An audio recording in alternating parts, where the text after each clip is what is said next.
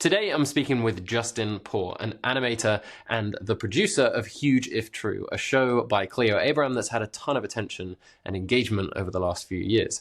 Cleo is one of the fastest growing YouTube channels about tech and science out there, and Justin's work plays a huge part in it. We spoke, of course, about their sort of origin story, how they started collaborating with each other, the team that they had in the beginning and how that's grown and what the team is now and where it's going.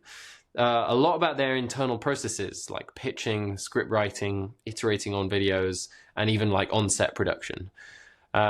We had a great conversation about engagement, which these guys know a lot about, and their strategy around shorts and their sort of values around repurposing content, which I really appreciated. And of course, a deep dive into sort of Justin's wider skill set in both animation and production. So if you appreciate the show, consider leaving a rating wherever you're listening right now. And I hope you enjoyed this interview with Justin Poore. So Justin, Huge If True is definitely one of my favorite shows. And Cleo's rise is with it. All of your rise has been like really rapid. You guys, I think, if I'm right, got 2.8 million in the first year subscribers. And currently you've got like, I don't know, 5.8, you can probably say.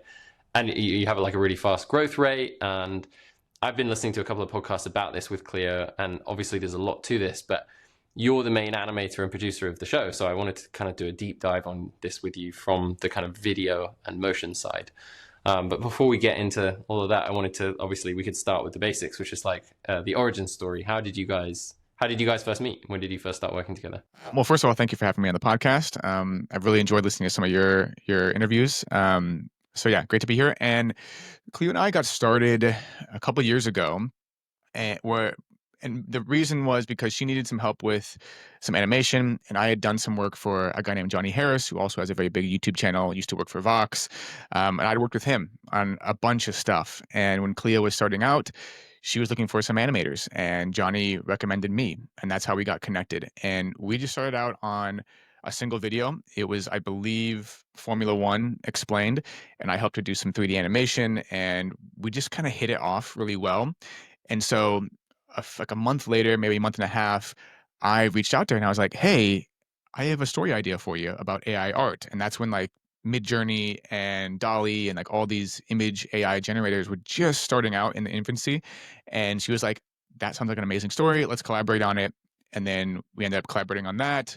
I helped be part of the video. I also did the animation. And then from there, we just kind of continued this partnership.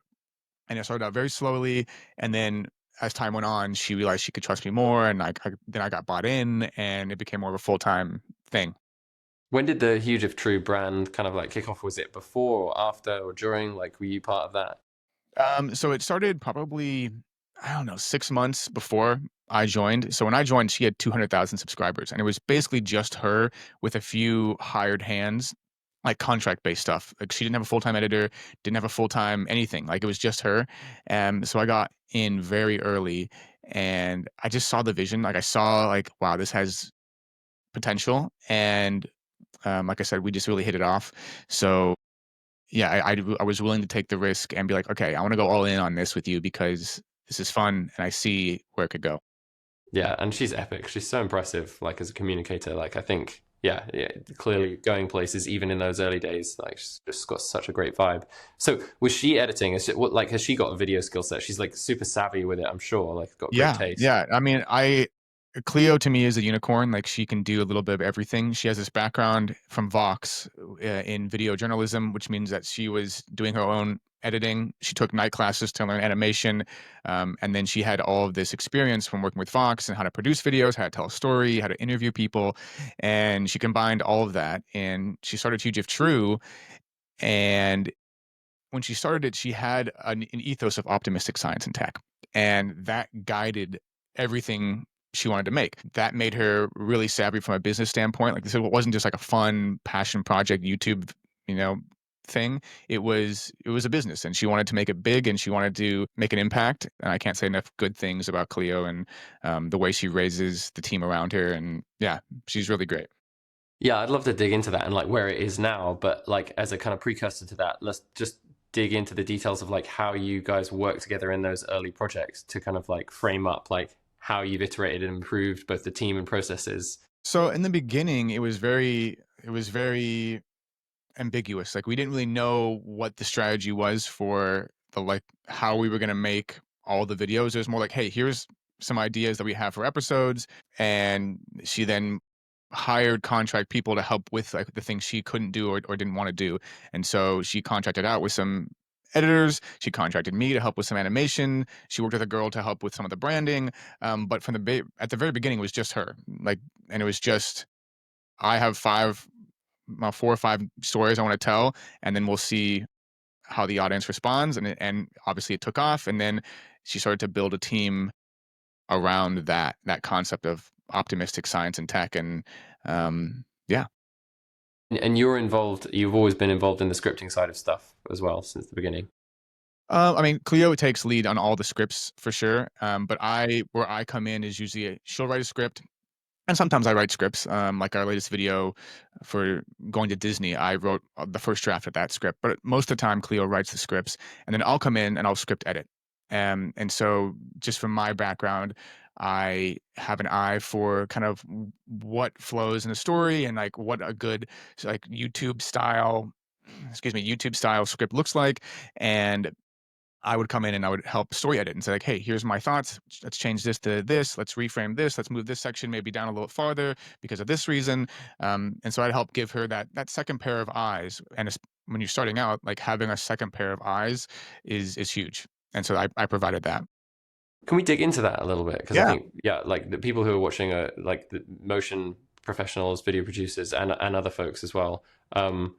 Like that's super important. Like that stage of scripting, like you can't see anything, but what you're defining there will define the entire production of what you create later in motion. And so, like, what's going through your head in those moments? Maybe you can give examples and what you kind of strive for, and when it goes, yeah, the kind of things you really are worried about, like leaving in. So when it comes to writing a story, like there is like a certain flow we want to go with in terms of like we want to have an intro, we want to have a hook, we want to have like we have all these like story structure pieces, but within that, as we're writing a story, and especially as I come in to help story edit a little bit, I'm thinking from the visuals, like, okay, how is this going to play out? How are we going to transition from one scene to the next? Like, how is this graphic here going to match with the graphic at the end, and how can we bring that graphic back so that way people can recognize it? And so all of those things I'm thinking through as I'm going through a script. That way, we're creating something that not only flows and sounds good, but that also looks good, because there's a big difference, and not everyone gets this. So there's a big difference between writing to be read and writing to be seen. Shakespeare sounds great off the page, but no one talks like that. No one talks like Shakespeare in every day. So you want to use language that feels more relatable versus something that's maybe very wordy, especially if you're talking about complex science and tech stuff. So I'll come in, and usually she's done a ton of research for every story, read books, read articles, interviewed people. And so she'll come in from a very almost technical standpoint, and then I'll come in and pretend to be kind of the dummy and say, we need to dumb this down. We need to make this more digestible. Let's change this word to maybe a more simple phrasing. So that's kind of like the way I come in, and I look at the story. How can we make it as visual as possible, and how can we make it digestible for the layman? Nice. Yeah. And that, presumably you guys are reading it out loud all the time as well to just Yeah, like, so I don't know if every YouTube channel does this. We might be one of the few. We do a table read. We treat it like a Hollywood script, and we'll have everyone join a call, and we're going to read through it, and we'll all take on different voice roles, and we'll just see how it feels. And that's often when we kind of make the best edits, because we'll say something and we'll hear it and we're like, no, let's change it to this. And so that makes, I think, a big difference in how the story feels at the end. yeah. This is exactly why I wanted to get you on. There's like little things like that. So interesting. I obviously didn't know you did that. That's great. So you mentioned the visual side of stuff. Obviously, you're coming in at this script with that in mind. So how early are you thinking about, like, I forget what you call it, like the key hero image, like whatever Yeah, it kind is of in the the black hole hero thing? visual, the key visual. I mean, we're Are you, thinking are about you it. like doing style frames and animatics alongside it, or does that come after the script? Or obviously you can't do an animatic without a Yeah, script, but you know what this I mean? Is it parallel? the script comes first. Like the story is the key, and we can build visuals around it. But we want, at the end of the day, the story needs to be good. And if there are any animators watching, they know that the first thing you get from a client is always the script. You don't do visuals first, then write to it, because it's just a horror, because if you mess up the script part of it and you've already created the visuals, then you have to go back and remake visuals, which no animator ever wants to do that. So yeah, the script is always the first part, and once we get that locked, and again, we're writing it with the visuals in mind, but once we lock that script, then the designing, the animating, all of that starts. Like, how do you guys select stories, and how often are you throwing out ideas? Do you have like this huge backlog of ideas? What's the process for like surfacing those, or is that all just Cleo sort of on her end, or is that a team effort? So, I mean, the first iteration was Cleo and I started the year would start the year with a pitch meeting, and we'd pitch each other ideas back and forth, and then that's now grown to now the whole team does that. So probably twice a year, we'll do like a big pitch meeting where we say, okay, everyone come to this meeting with at least 5 ideas for potential long form episodes, and we'll just let each other try to convince me. Tell me the story and why you think it's worth telling. And a lot of times the stories end up being these very kind of fundamental childlike sense of wonder. What's a supersonic plane? How fast can it go? What's it like? What is it mean to dig to the center of the earth? What are dinosaurs bones really like? Like all of those very fundamental 12-year-old inner you. um, those are the kind of the stories that feel like they resonate oftentimes the most. Or it's really complex stuff like CERN, or like particle physics, like stuff that people have heard of, but maybe have no foundational basis of like what that actually means. But there is a general curiosity there. Those tend to be the stories that kind of float to the top. Nice. Okay. And have you guys ever thrown out a project where you're like significantly far along in the process of it? I mean, there are definitely points at which we have to take a step back and like maybe reevaluate the structure of the story. Maybe we realize that the closing act is actually the opening act. But we haven't had a situation where we've gotten almost to the finish line or maybe like 75% done and been like, we have to scrap this. We No, I haven't. was thinking more along the scripting stage. Yeah, it's not Oh, okay. like, yeah, it's Yeah, I always mean, the, there are definitely times where, yeah, we get far along, we lock a script, we kind of get into maybe some of the visuals, and we realize, like, you know what, the most interesting part of this isn't X, it's actually Y. So let's either change the flow a little bit or take out this section and add a different one. Uh, yeah, so like we're not above doing that, as long as it makes the story better. And usually like there are moments where we'll kind of all get on a call and we'll like pitch like, hey, I'm not really feeling this. What do you guys feel? What if you think about changing it to this? right. Nice. Yeah. So I think now would be a good moment to talk about the team like as it stands now, and then dive into kind of like the process of design and animation. Yeah, totally. Let's do it. Yeah, tell us what does the team make up now? You've got like a researcher, you've got an editor, there's you, like what else? Yeah, so we have Cleo, who's obviously the brain and the face of the show. Then there's me, kind of as her second brain, lead producer. Um, and I would say, from like a structural standpoint, like Cleo takes care of everything business related, like money, finances, all of that stuff. And of course, she's helping write scripts and like and do all the creative stuff as well. But I would say like I touch most of the creative. Um, and then we have Logan, who's our lead editor, and he's awesome. And then we have Nicole, who's our science producer, and she comes from like a PhD background, and she actually She's left like a her PhD. researcher kind of Yeah, she role. left her actually her PhD um, like candidacy to come join us, and so yeah, she does a lot of like the researching, fact checking, yeah, and she's awesome. Amazing. So yeah, I'm interested in the difference between the like your role. Obviously, you're doing the animation and the producing side. So what is Logan primarily helping you with in the editing side of stuff? Is it purely just when you get like lots of footage from on site and it's just about like chunking that down and then giving it to you for a final edit, or are you working on animations that you then pass to him and he finishes the whole process? How does that tend to work? So, I mean, Logan takes care at this point of all of the editing lifting. So that's short form, long form. Like when we go do a shoot, we'll have all the footage, we'll dump it to him, and then he'll go through it, organize it, catalog it, then put it together on the timeline. And then we'll go through with the various iterations and like give edits and notes and whatnot. But yeah, Logan takes on all of the editing burden. There are times where I'll jump into certain sections of like maybe I'll help edit some shorts, or maybe I'll do a little bit of like editing for just like an intro of a video. But I would say like 95% of all the editing Logan does. Right. Okay. So And so he's doing all the shorts as well, and like repurposing, because you guys are big on TikTok and YouTube Shorts and elsewhere, right? Yeah. Yeah, I know he takes care of all of the shorts editing as well. Again, like, if he let's say he's swamped with editing stuff, I'll come in and maybe I'll take on a short or two and help edit those together. And in the beginning, like I was doing all of the shorts editing. Like Logan was just our long form editor, and I was doing all of the shorts editing early on in our shorts. But now, yeah, it's all Logan. Right. Okay. So yeah, offline we chatted about something, and you said something like your partner listens to podcasts, and they always skip the hockey skip curve. I'd love to not leave that first year behind here, and to like dig in a little bit to what you think sort of really gave so much success. You guys clearly think about engagement a lot. Cleo is obviously an incredibly engaging presenter. The topics are engaging. The animations are really interesting. Maybe you could give us a picture about what you think led to the success in the first year, and then maybe we can talk about engagement in general and what you're working on now. Yeah, totally. So the hockey stick curve is like that when you see a lot of flat momentum for a long time, then you kind of reach this point where it's like this inflection point where all of a sudden, like you go up and you kind of reach takeoff velocity.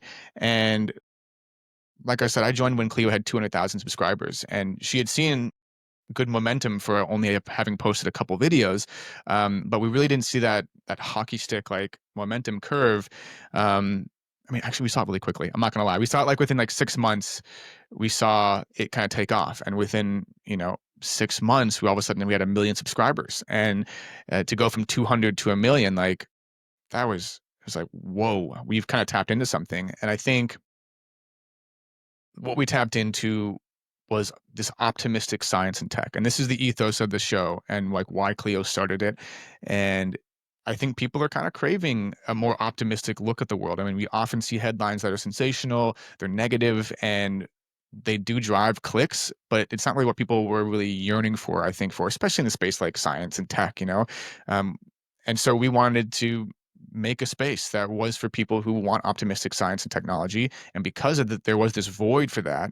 I think it was one of the reasons why it took off in the way it did. And now we're seeing people even copy some of our content, some of our optimistic look on things. And so I like to think that we're pushing forward a more optimistic view in a lot of ways, especially within the science and tech world.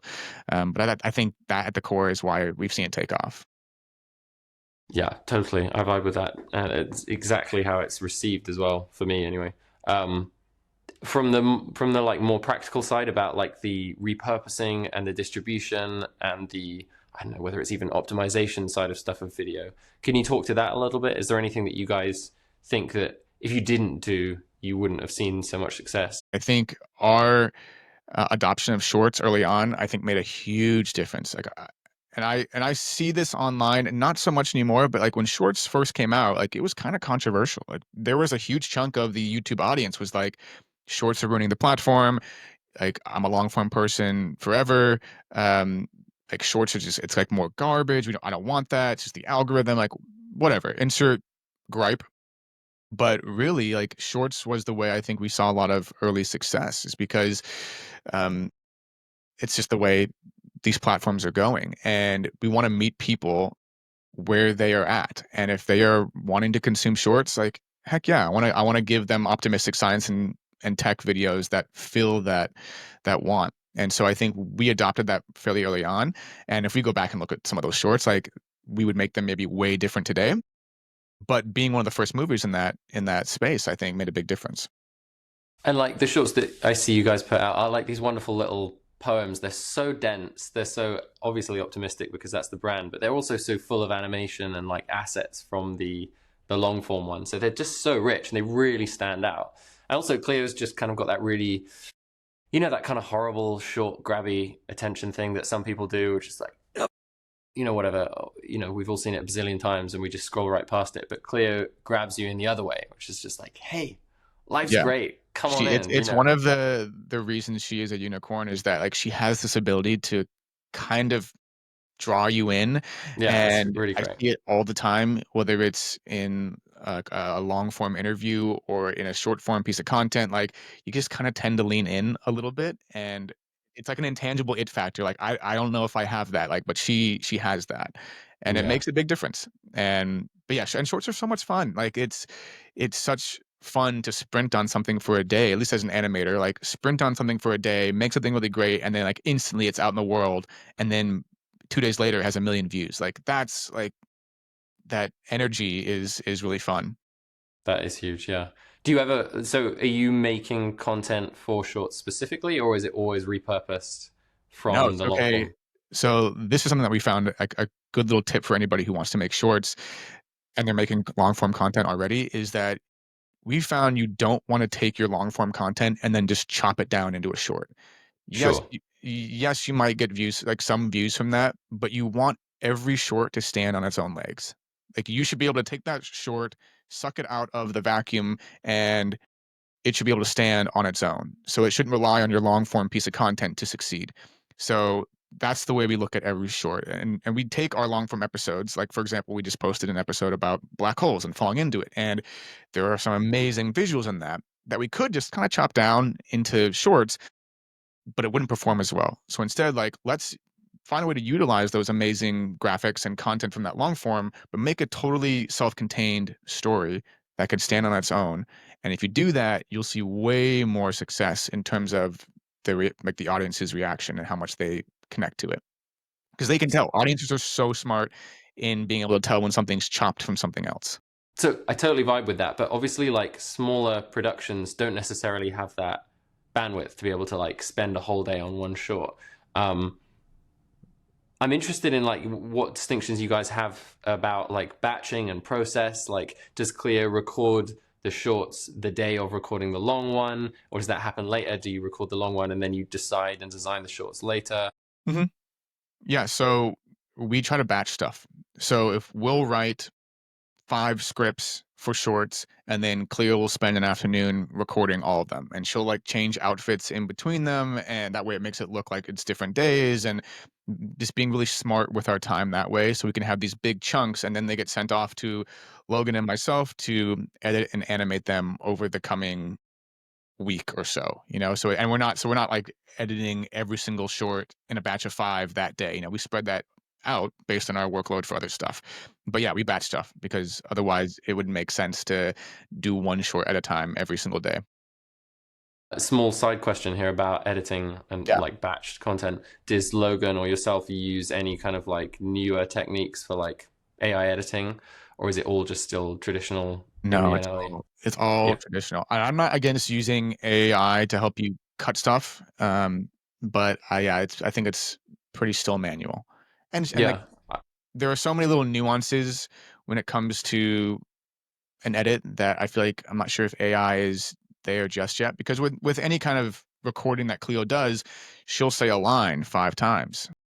Which line is the AI supposed to choose? Well, is it gonna choose the best line? Like, I don't know. So, right now, yeah, everything we still do manually. And does she leave that up to you guys out of Yeah, interest? Like, mhm, yeah, the yeah, which is the best line? Great.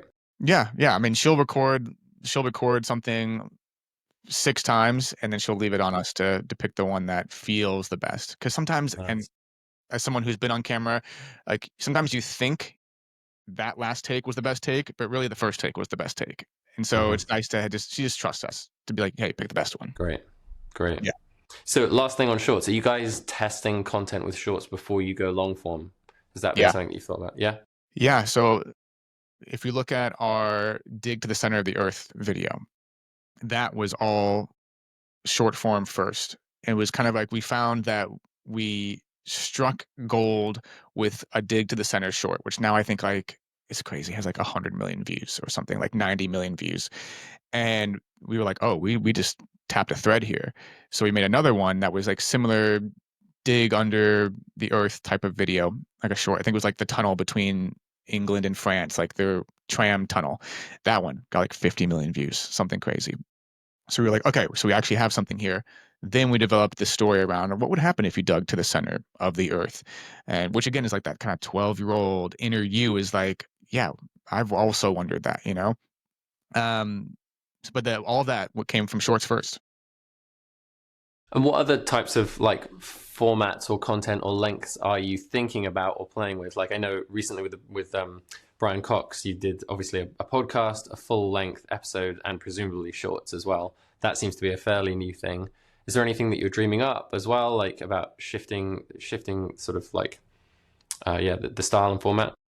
So yeah, so I think there are kind of three categories, three buckets of content. It's short form, it's our normal explainer videos, and then we have this kind of like long form podcast, which I think I could be wrong about this. I'm sure someone's already done it, but I feel like we're pioneering this new genre of like the podcast explainer, where it is not only this long form conversation with somebody, but then in between this long form or this long conversation, we're interjecting new bits of voiceover and dialogue to explain something even further. And then we're adding on top of that really beautiful graphics. So you have this conversation with somebody who, and we're keep trying to keep it to like really high profile people like Mark Zuckerberg, Jensen Huang. We have some other really exciting ones coming up, and talk to these people about the future they're trying to build in a really like high level way, but then interjecting these bits of voiceover that help bridge a gap or maybe help explain a certain concept that maybe we breeze through in the longer like conversation, but really deserves like a moment to explain it so the audience can kind of keep up. And then we'll add these graphics on top of it all that elevates it to this next level. So again, I'm sure people have done this before, but it feels like something I haven't seen where you're combining all three of those things. And pod I feel like the podcast explainer is kind of a good way of like branding it, but yeah, we're just starting to roll those out, and they're really different than our shorter explainer videos, but they're also really fun. Yeah, it's my type of content, in depth, like, but then it's got that kind of like highly dense explainer, technical animation stuff in there as well. It's just like it's fantastic. Yeah, I mean, and the way we look at it is like there are these leaders that are trying to build incredible stuff, whether it's robots or it's AI or it's like the future of like commerce or something. And um, we want to talk about like, yeah, what is the optimistic future these people are trying to build and make it relatable in a way that isn't tech jargon or like CNN interviewing these people with like fluffy little questions. Like, no, let's get into the nitty gritty. Like, what does the future of robots really look like from the guy who's building it? Like that's interesting. And then also, yeah, let's make it visually beautiful as well. Why not? What are some of the funnest experiences you've had so far going on site? Because you get to do that So as an engagement. one of the best parts of this job is that I get to tag along for these field shoots. And so I try to go as many as I can, and some of the most fun I would say going to see a supersonic plane, like NASA's like new like prototype plane, and going to we just went on a shoot to Disney, and we got to go see behind the scenes with all of their Imagineers and like all the cool like robots and like things they're trying to build, and like that's an opportunity I'm never going to get in any other capacity. And it is one of the biggest perks of the job, and it's just so much fun because when we get there, not only are we seeing this amazing stuff, but you're talking to people that are engineers and like scientists and like so nerdy in the best way, and all they want to do is talk about their thing, and they usually don't get to talk to probably with like the average person in a way that is exciting for them. And so to get to talk to us, we're like asking all the like, really technical questions and like getting in the nitty gritty. And it's just really awesome to be around like super smart people making really cool stuff. And so I try to go to as many as I can.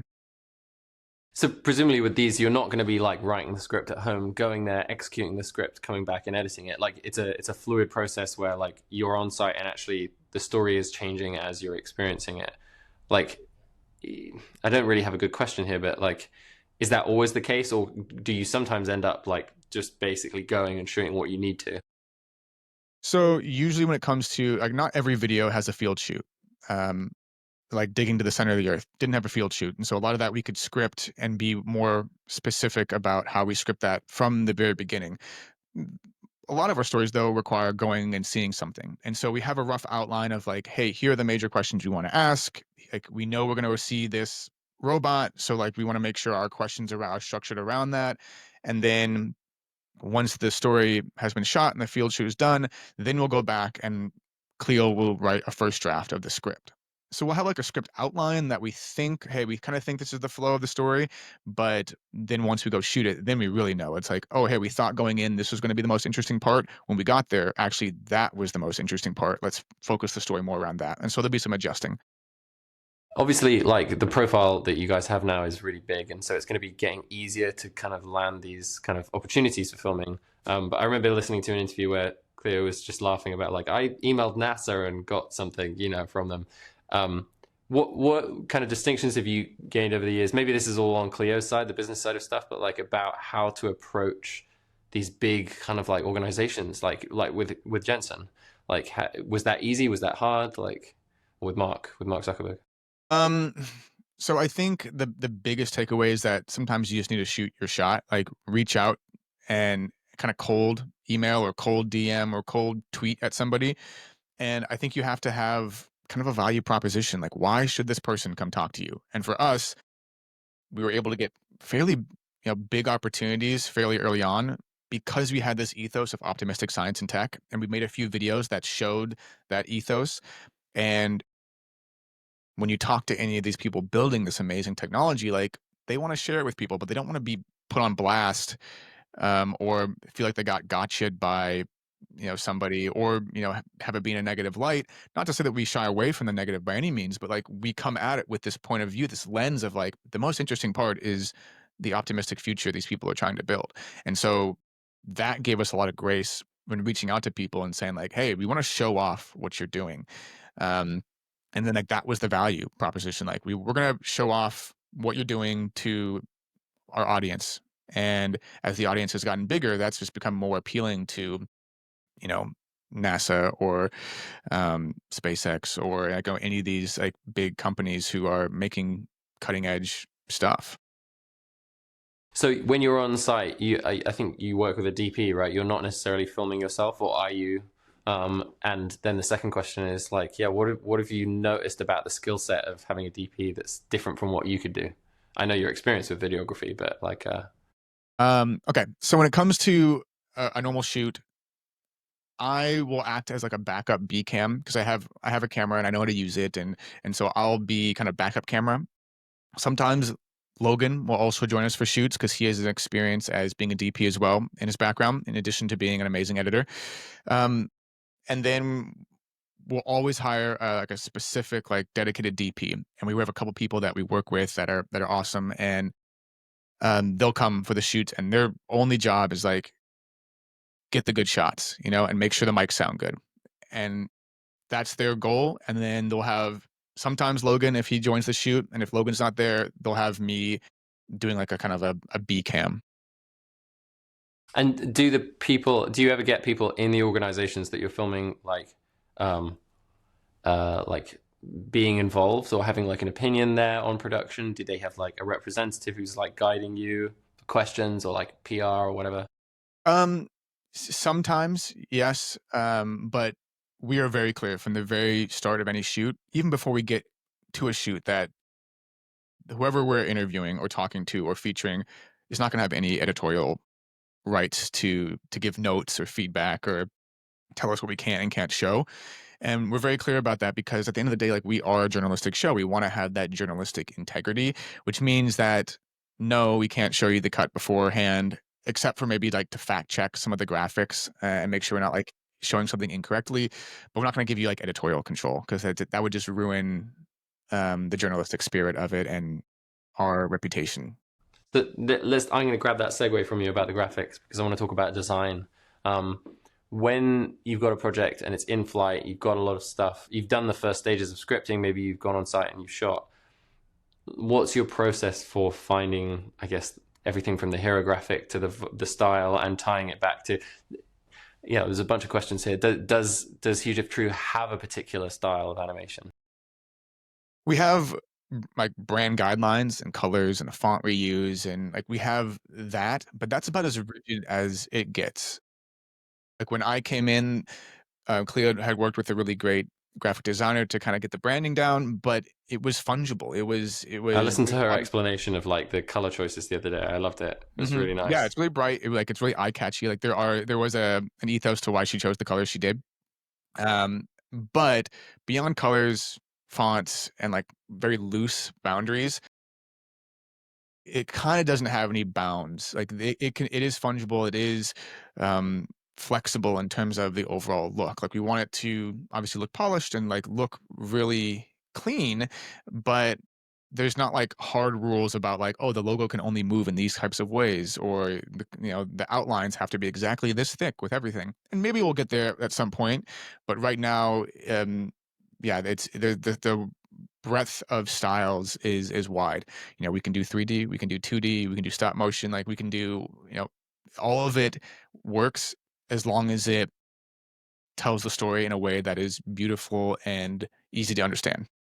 So are you working on designs yourself? Are you building out like an animatic or style frames and then you go to animation, or are you kind of doing a proof of concept? Like I imagine if I was tackling the Black Holes episode, the first thing I'd want to do is the accretion disk and like nail that. I don't know, like, yeah, how do you think about it? So I'm a bad animator in that I don't do any animatics. I will sketch some stuff out. Actually, I'll show you. Um, I have my little like handy dandy sketch notebook. I'll sketch stuff out like that, but that's about the extent of the animatic. And I mean, if that's all you need and you're creating what you do, clearly we don't need animatics necessarily. nobody needs animatics. No, It depends what Leo project has you're working on, because like I would say that like the things I do, like you absolutely need them sometimes, you know. 100%, Um, and but I on the speed with which you guys iterate and or get stuff out, I would that's totally what it agree. comes down to. It's like the speed of things. Like there is no time most times for animatics, and because we've actually just recently hired an animator to help with shorts like part time, Nice. and that's been great to help like offload work because we're just getting busier and busier. But because I've been the arbiter of all the graphics, and Cleo has, I mean, to her credit, given me such faith in making just good stuff. I have not needed to do much in terms of animatics. Like, yes, I have my sketches, like I'll sketch it down just to kind of like rough it out. But then it's like, okay, straight from sketch right into After Effects. Let's just make it and I know it's gonna be good. And that is part a testament to the fact that I've been doing animation for 10 years and I know how to use the software to get it where I need it to do or get it to where I need it to be. But yeah, there's just I have a lot of leeway in terms of the style, and so like she just gives me full trust and full um full faith that I'll make something that looks good. So we haven't had to do animatics. What very vague question here. Maybe I need to ask a better one. But like, what have you learned about animation over the last 2 years? Like, what has been your greatest kind of area of Mhm. upskilling? I mean, I think if there are any animators in the audience that are like early in the career, this is a great tip. Good design and a little animation is way better than crappy design and having to do a lot of animation. So good design can do a lot of heavy lifting for you. So if you make something look really pretty and you animate it just a little bit, it can look really, really, really great. But if you have something that's like really flat, doesn't really have visual pop to it, you have to animate it a lot to make it look good. And that is something that we do or implement all the time when it comes to the content we make. So on that note about design, like you mentioned, you're not necessarily creating an animatic. Like, where do you get to that point where like the design is good, I can execute animation now? Are you doing that in AE or cinema, like directly, or are you iterating a bit before that in something else? hmm So usually I'll block everything out in either Photoshop or After Effects or Cinema 4D. That's the 3D program I use. And then once I have it blocked out, it's kind of like elemental shapes, like very simple, just to get the composition where I want it to be. Then that's when I start to add detail and add like the highlights, the shadows, and like the textures and all of that. But I'll block it out first in just like very basic way. So I'm interested. Like, there are a bunch of different visual styles. Obviously, you've got the like totally 3D stuff of cinema. You've got this other sort of flat 2.5D stuff that happens. Like, yeah, what are some of the coolest techniques? Like I mentioned the accretion disk for me because I watched that recently. I was like, oh, I was interested how you did that. Maybe it's quite simple. And the cinema like breakdowns you share on X are really cool. Like, what are some of the highlights for you that are most satisfying or the most complex that you've worked on? I mean, the black hole simulation, I think I'm really proud of, and I built that all in 3D, and it just gave me such flexibility to move the camera wherever I wanted to. So like I built it, I made it beautiful and detailed, and then once that was done, and this is the beauty of 3D, once it was done, now I'm the DP, and I just moved the camera around where I needed to. So that was really fun to build, and I've actually for the show we've been leaning more into 3D because it just gives us so much more flexibility. The render times are crazy, but yeah, we've been leaning into more 3D because it's fun, and like I said, gives us lots of flexibility. What kind of rendering styles or techniques are you playing around with? Are you doing like, it's presumably not super hyper realistic stuff. It's kind of like stylistic. Yeah, Yeah, it's like I haven't gotten into that it's this world yet. in between. It's this in between of sometimes it's very simple cell shading type look. Sometimes it does go more photoreal. Like for the dinosaur episode, there was this one scene in particular where we had this dinosaur called a Pachyrhinosaurus. I was able to find this model of it online, and we transitioned from the Pachyrhinosaurus in bones and its fossil skeleton to like almost like a life-sized, realistic-looking Pachyrhinosaurus, and so I had to render that more in, like, a realistic 3D way with, like, cool textures and lighting and all that, but I feel like most of the time it falls somewhere in between where it looks cool and 3D, and really detailed, but not necessarily, like, super, super photoreal. Yeah, it's just not realistic. It's not, like, practical to render something like that and build that out Yeah, every single time. yeah. Yeah. Like you mentioned render times there, like are some of these taking a ton of time to render? Is it all local? Are you doing any cloud stuff? I mean, I'm surprised, honestly, that my computer hasn't just melted on itself because I also and some people are probably gonna gasp, but I use a laptop for everything. I don't even use a desktop for all of the things I do. So my poor little laptop has just been abused and yeah, like I said, I'm surprised it hasn't melted down from all the rendering I've done.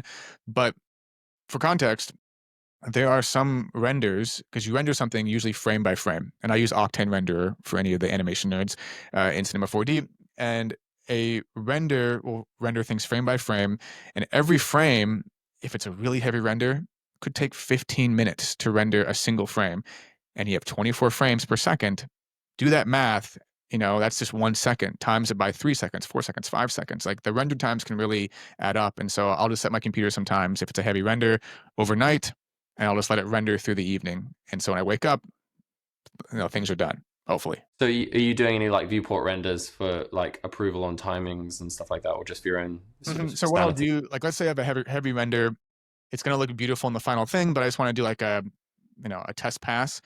I'll just put it into like cell rendering, and then I'll just render it out as like a very flat, like cell shaded animation just to get the timing, and I'll add that to the timeline just to get the timing right. And then once that's tweaked in the ways that I want it to be, then I'll click render for the heavy render. And I'll know like, okay, I know it's gonna be good. So would you say animation's the most time consuming part of productions for Huge If True?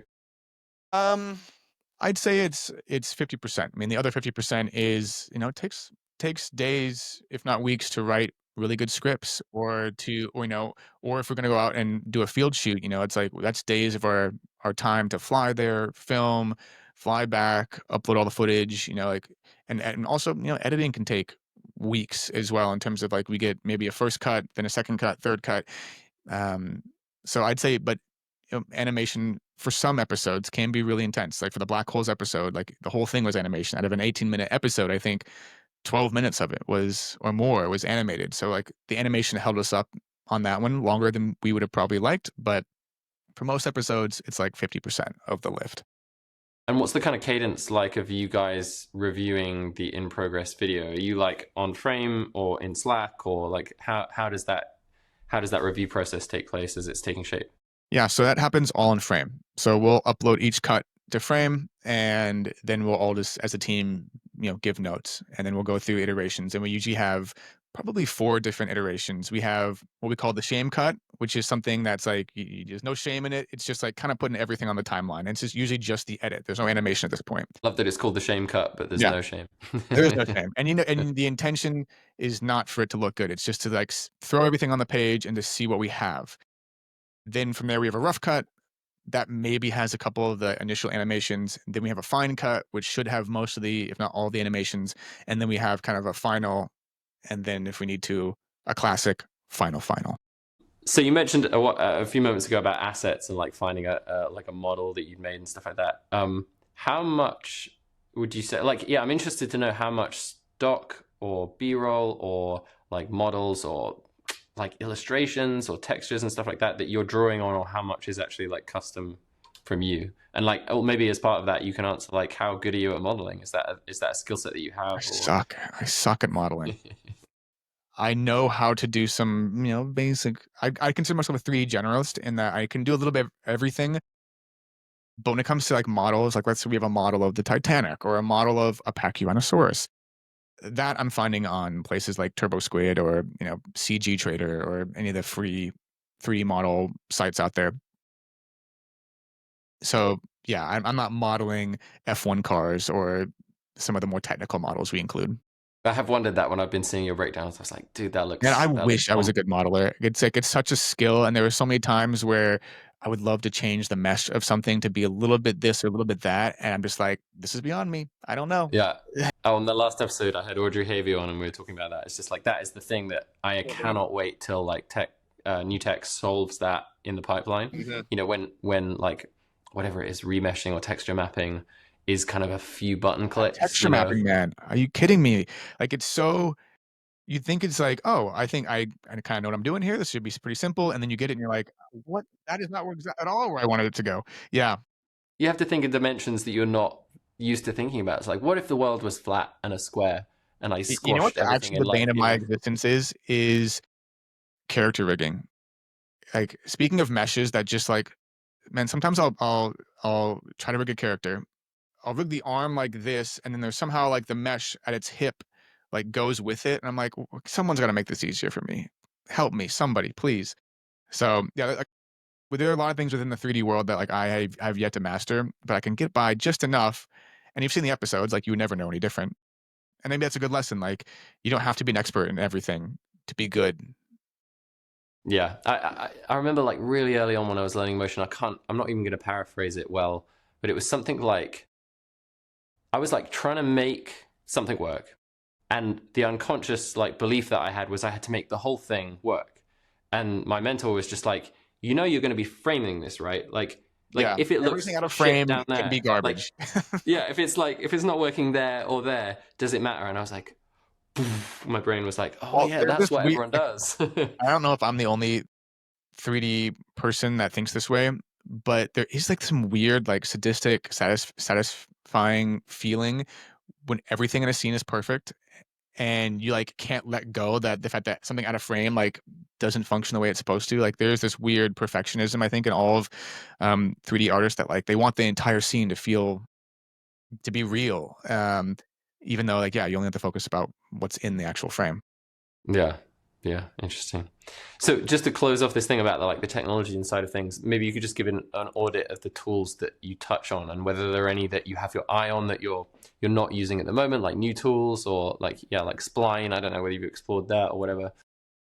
I mean, like I said, Is like it just After Effects and Cinema basically? yeah, like I'm kind of a purist in that it's Great. After Effects, Cinema 4D, Photoshop. I don't even touch Illustrator for the most part. Yeah, and Have that's you kind played of with Cavalry? oh god, I want to play with Cavalry though. Like I've seen so many cool animations on like Instagram and stuff, and I would love to play with it, but it's like I don't have the. I wish I had someone that could just sit down and be like, "Hey, here's how it works." And I know I can watch a tutorial online, but like sometimes it just takes a little bit too long to get to the point with some of the online tutorials, and so I haven't yet, but I want to.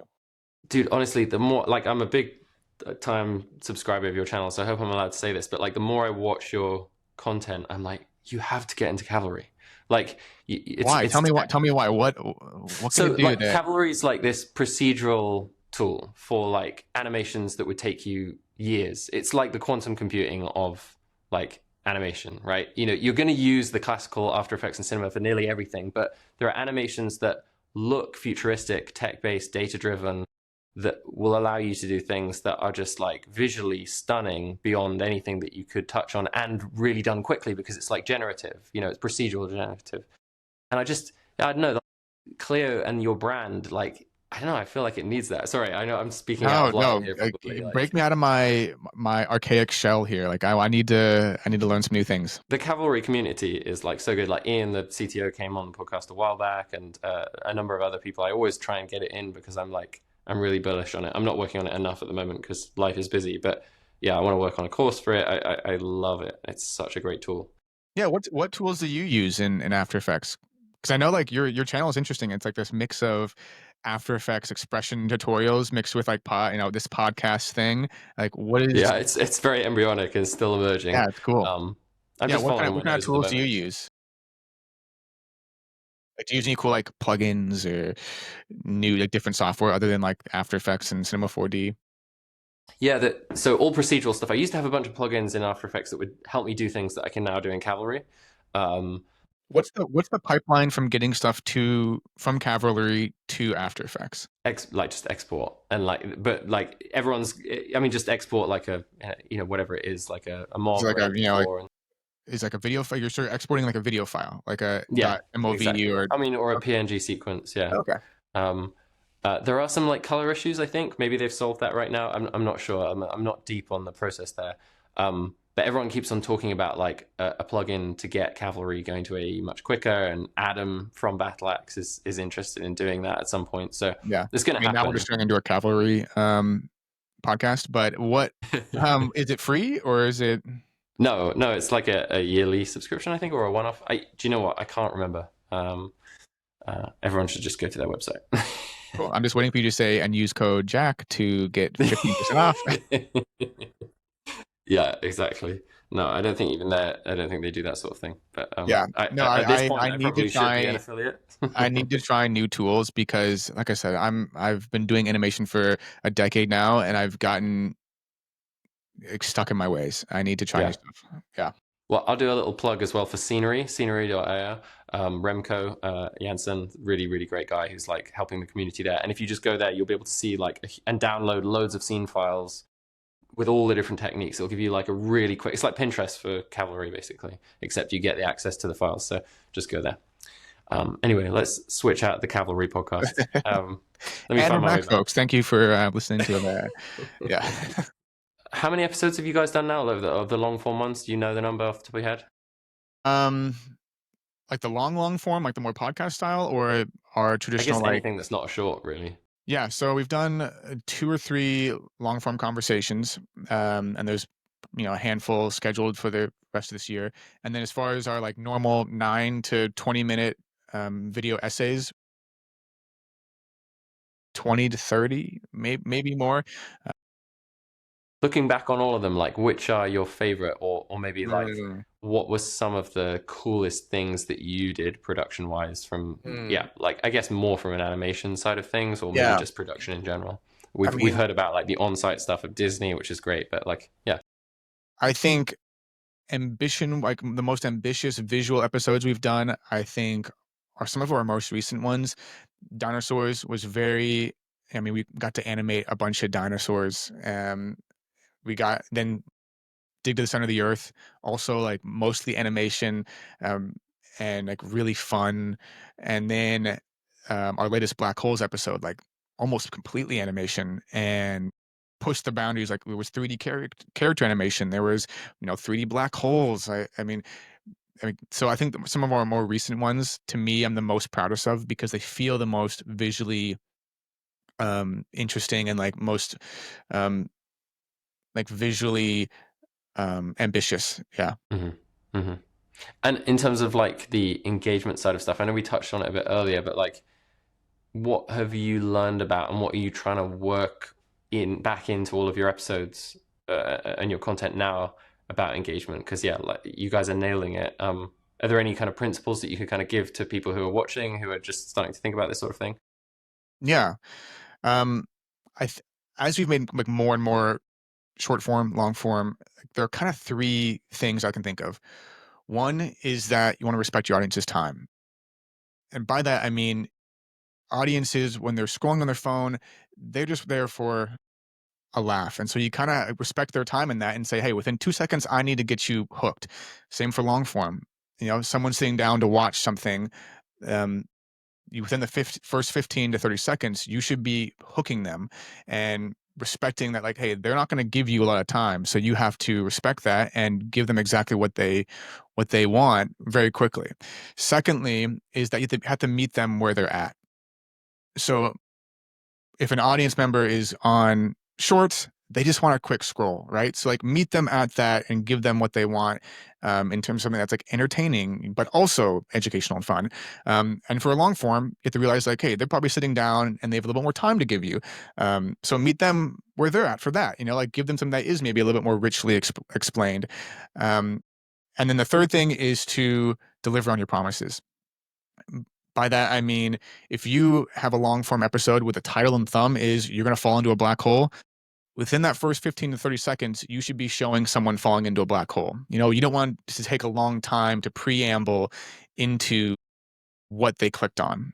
And so you want to deliver very quickly on that promise that you gave them in the title and thumb. And so like if you Because can it's follow very those easy three to things, like create yeah, clickbaity content that 100%. that hooks people through the title or the thumbnail, but doesn't Or deliver on Or the the implicit even promise. more of a shame is that you create a video that delivers on the title and thumb, but it takes you 2 minutes to get to the point where you're actually talking about the thing in the title and thumb.